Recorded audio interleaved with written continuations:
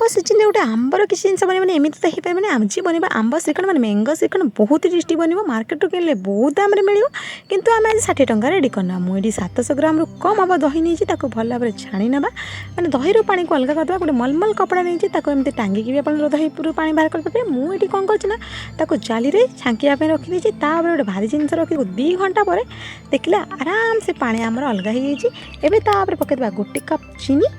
ताको भल भाव गोलिया ग्राइंड कर नहीं आउ देदेबा आम गुजराती गुंड हाफ चामच ताको भल भाव गोलई देवे जमी क्रीमी टेक्सचर हम तापर आम नहीं आम मुझे 2टा आम मीठा आम नहीं घरे आमर पाची बहुत टेस्टी लगे मीठा आम देला खट्टा आम देला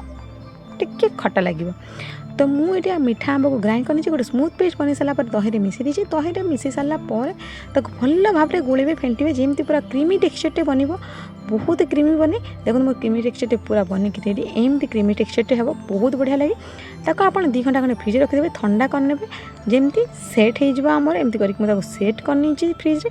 तापर देजी आंब को छोट काटिक रखी चंक्स आंब टी आंब चंक्स गुड़ा बहुत बढ़िया लगे आंब को पाटे लगे बहुत बढ़िया लगे तापर मुझे गोलाप पाखुड़ी किसी डेकोरेशन आउ पकई पिस्ता बादाम आप घर ट्राए करूँ मत कमेंट निश्चय जानवे केमती लगे बोले मो भिडियो एमती जब आपको भल लगुव तो मो चैनल को सब्सक्राइब करने भूलें। Bye bye.